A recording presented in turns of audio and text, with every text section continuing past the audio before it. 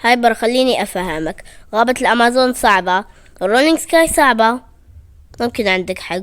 المهم احنا في عالم كرتون نقدر نسوي اللي عايزينه. هيا راح أدور على الدليل. أوكي. أهلا، مين أنت؟ لو كنت كيوت كنت ما راح أسوي كذا، بس أنا مضطر. تيك ذات.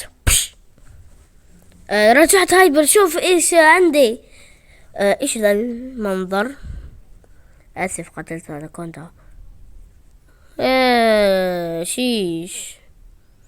المهم لقيت هذه الورقة مكتوب فيها 10 نقاط. إيش يعني؟ يعني ما أدري. أوكي، هيا نفكروا إيش يعني. أعتقد إنه يعني على نغمة البيانو كذا، تن تن تن تن تن تن تن. لا أكيد لا، إيش علاقة البيانو؟ أعتقد عرفت. أعتقد إنه أحمد أنيميشن سوى 10 دروع.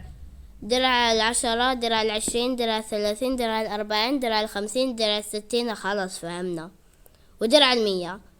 أعتقد إنه يقصد إنه لازم نجيبوا كل الدروع هذه علشان نحصلوا على 100. أوكي، لازم نبدأ رحلة البحث عن درع 10 مشترك. نعم، مو هو ذاك الشي. وجدناه. أوكي، كان أسهل من المفترض.